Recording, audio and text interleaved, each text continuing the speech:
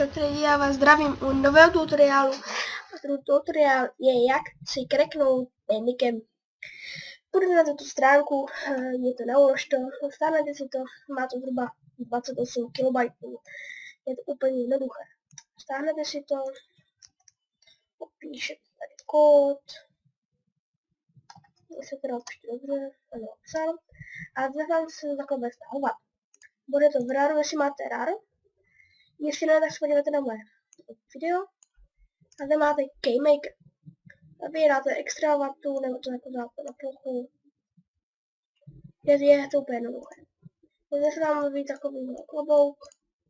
Vy na něho kliknete, ale pozor, musíte na něho kliknout pravým. Tím to a spustit jako z práce. Podáte úplně nějakou e-mailovou adresu, třeba svoji, Gustav, třeba tohle není moje, ale nevadí. Třeba Gustav Hruška, zavináč, e-mail, a dáte res, a dáte registr application, Bandicam byl kreknu. Klikněte teďka na Bandicam, já teďka s ním natáčím. A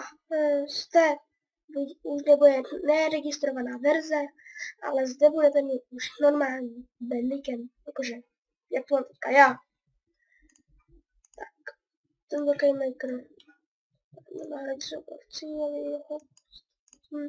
tak, a toto by bylo hotovo. Ten tutoriál je velmi jednoduchý, zvládne to každý. A já doufám, že se vám tento díl líbil, pokud ano, nezapomeňte dát like, pokud ne, dejte dislike. A já se budu těšit u dalšího videa. Čau.